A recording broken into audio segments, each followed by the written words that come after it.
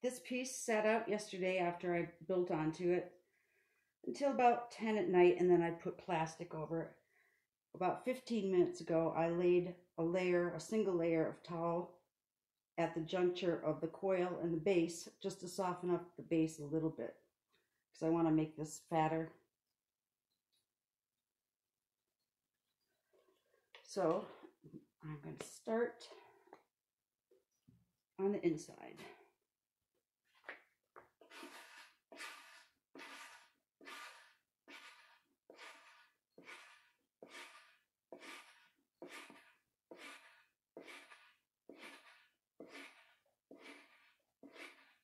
My hand is offering just enough pressure to meet the pressure of my rib as I scrape.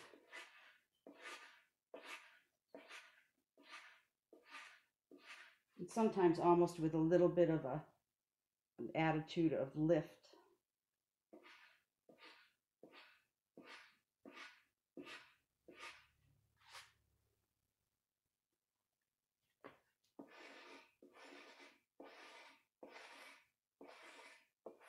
Now I'm using a much longer, more horizontal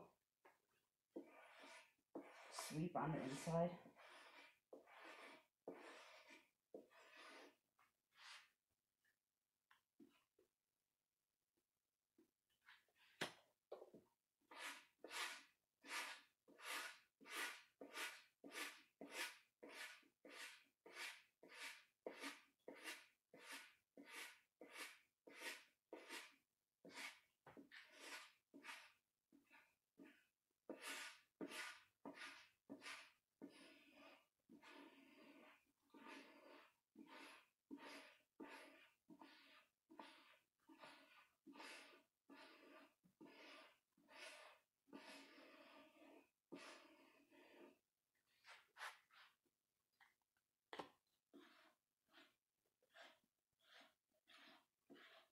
Now I'm going back over the outside, pushing it back in.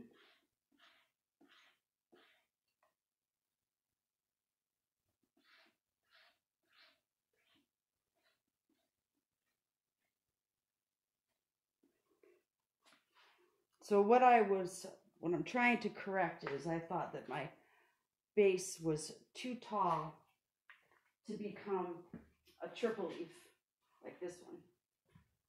I want it to be extremely wide so that my handles can flow and have a relationship to the base. The negative space of the handle reflecting the base of the pot.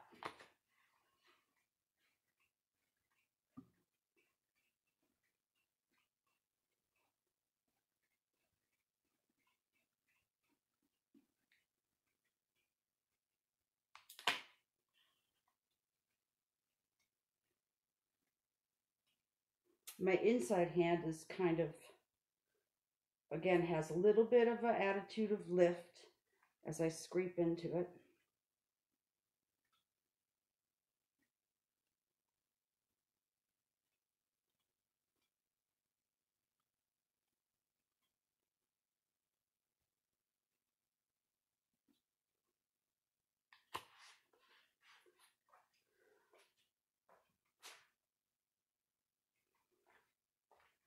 A little bit more poofy there. And I can feel that now that I've looked at it.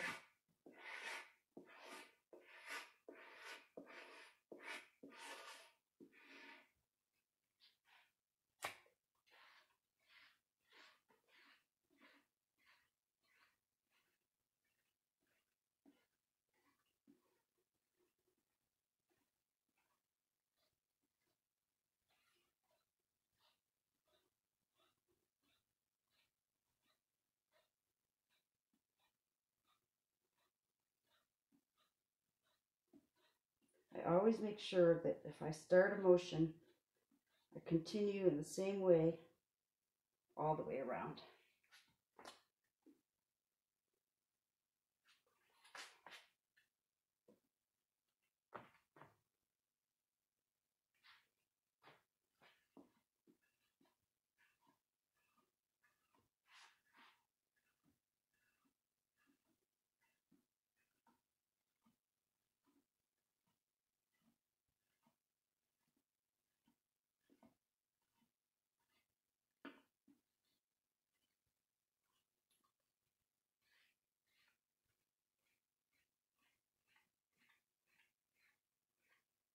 So in my interior move, I straightened the wall just a little bit. Now I'm going to put it back.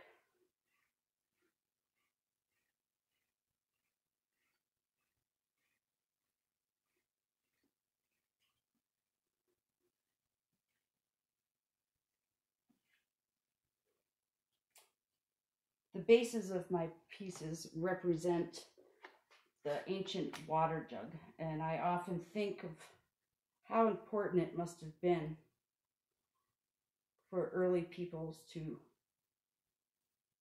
realize that clay could be fired and made into containers.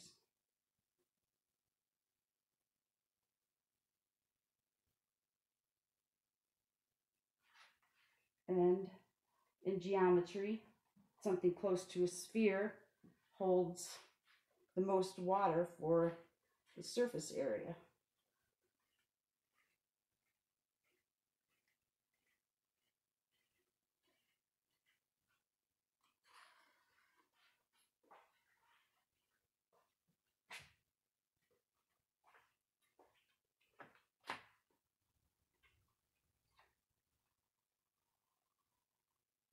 Serrated ribs are very nice for cutting.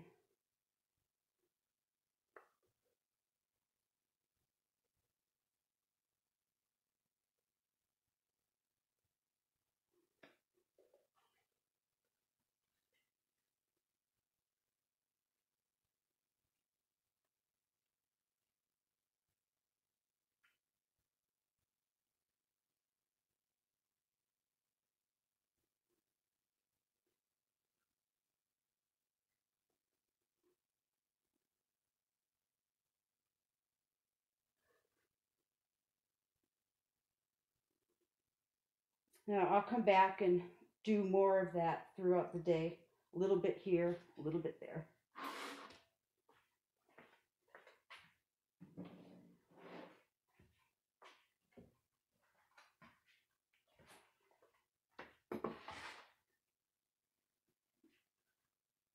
This one's been soaking for a few hours. I'm going to add a coil to it. Here I've got an angle on the wall of the pot to receive the coil.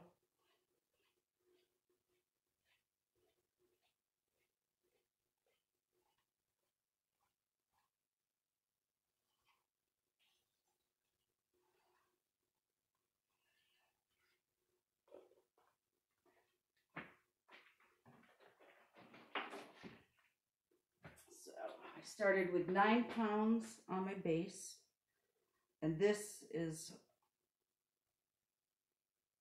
I can feel it's thicker on this side.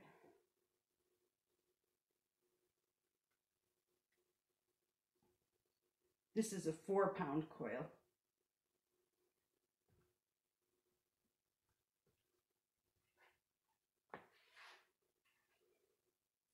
So I loosely seat it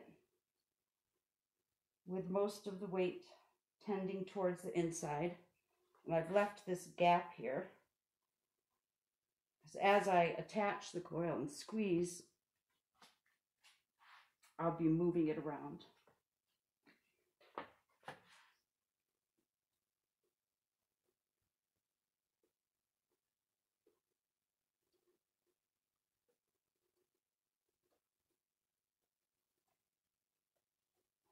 And I don't know if you can see it, but my motion actually makes the coil begin to turn and unwind.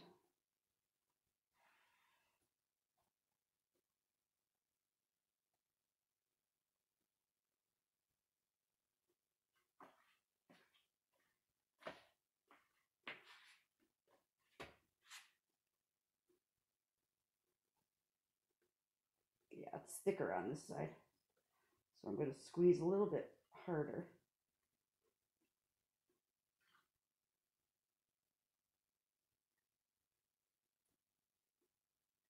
And sometimes it'll want to start to buckle out, so I might just try to get a thumb right under where my pressure is. I didn't quite make it.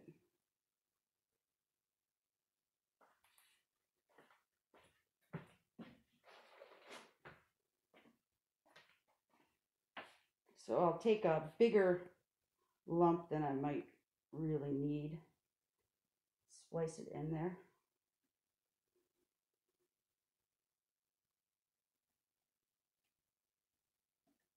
Yeah.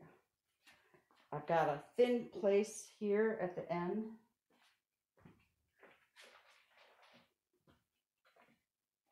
So right away I'm going to add a little bit of thickness.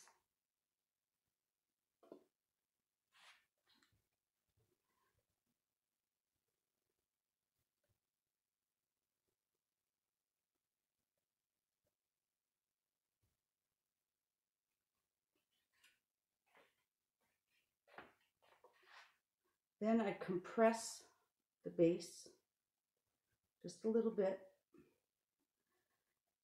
because it is wet and sometimes it wants to wiggle out of shape.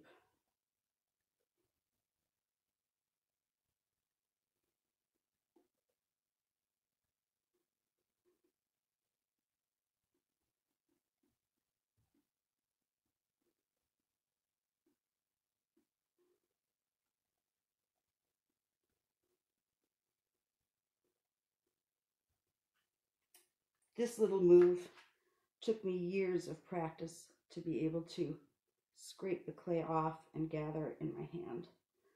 And I first saw that in a video from Africa that I was introduced to by Michael Cardew, the English potter.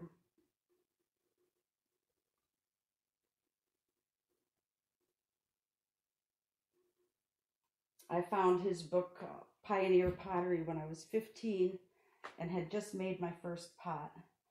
And it was so inspiring to finally find women's work that I could see myself wanting to do. It had always been a source of embarrassment when you're asked as a kid, what do you want to be? And there was no good choice for a tomboy.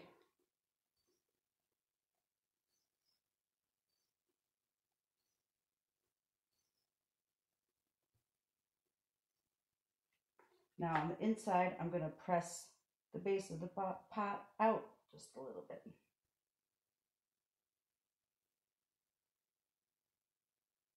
And maybe rescore.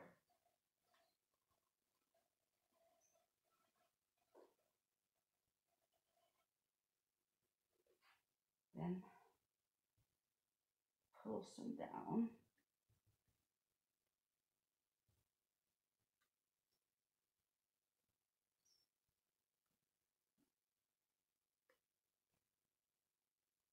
Here I'm kind of adjusting how much clay I'm moving, depending on if I'm in a thin area or thick. I just found a piece of foreign object in there.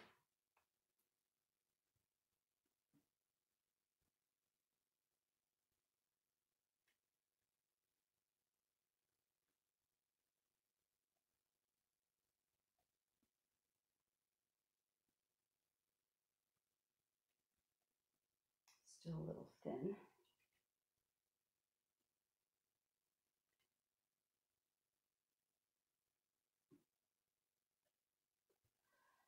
So your fingers offer many different tools, going from a pinch to a shearing, all in one motion. I like to think of my hands like they're dancing with the clay.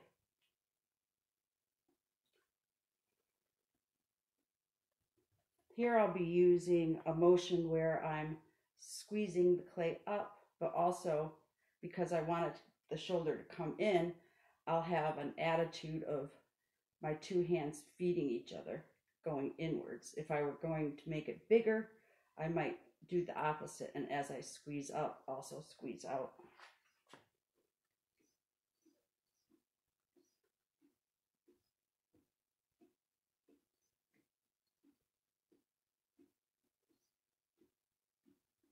And I found that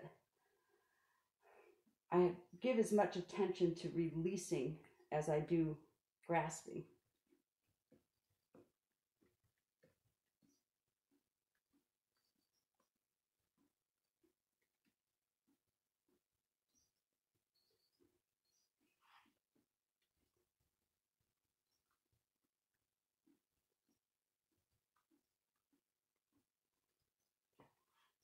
Go down and smooth a little bit more into the base.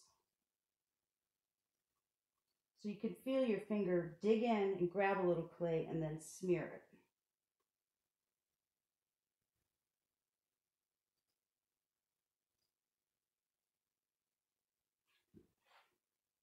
Check out the outside again, make sure I haven't done something funny.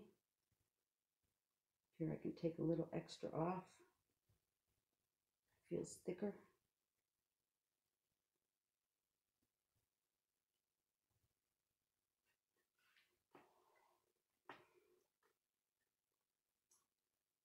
Now I'm going to be pinching on somewhat of a diagonal and lifting the clay up and in. And together again, kind of up but coming together.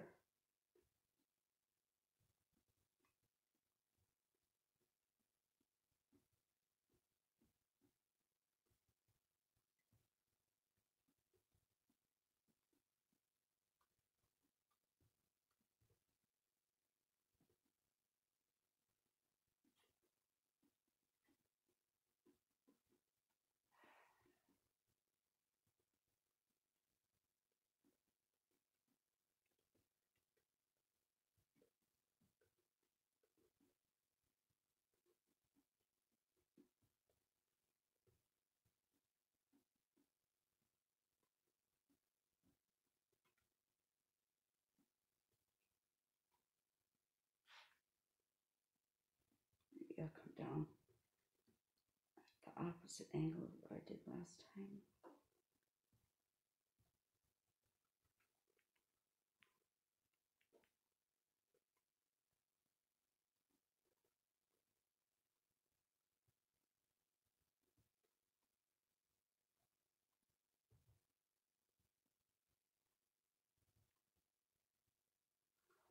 And as I'm doing that, I can feel that I've got a difference, or just a little extra clay left at the where the coil met the pot. So I'm going to use this part of my thumb or finger, this bone, and come up and expand it out a little bit, holding the top diameter in.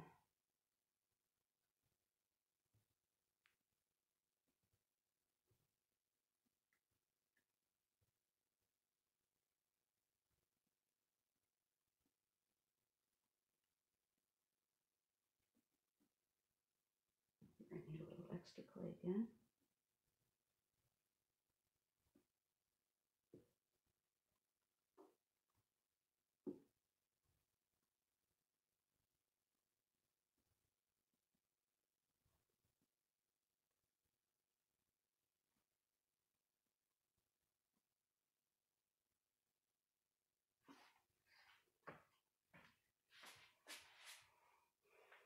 I stand back and look, and here I've got a flat spot, and then you have to decide, is it because this is out more or this is in more? And usually it's a little bit of both. So I'll cup my hand gently on the base and try to expand the base pot into the shape of the coil.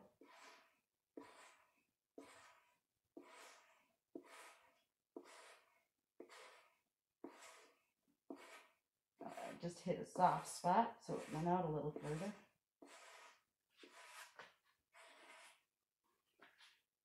This side's a bit drier. That's one thing with working with this drying in the sun. Gotta turn your pieces often.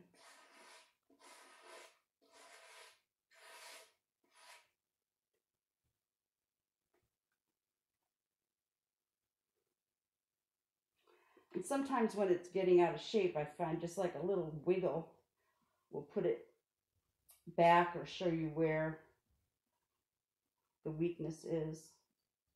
Here I'm going to roll this unevenness a little bit back down.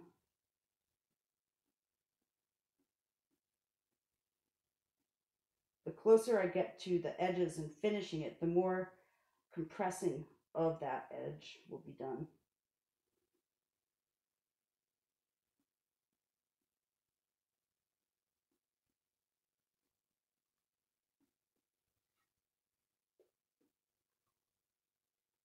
Here, I'm just going to use my hand.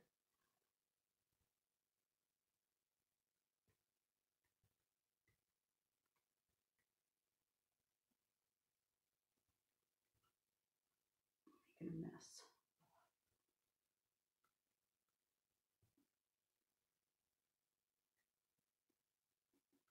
Let's get thin.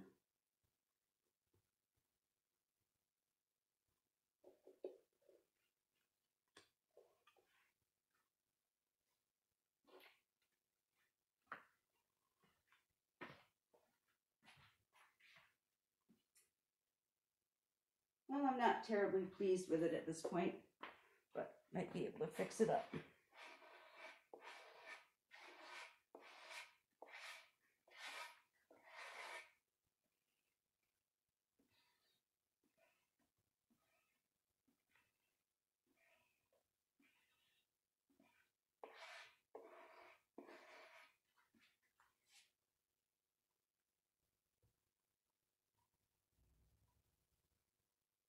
So for now, I'll just leave it.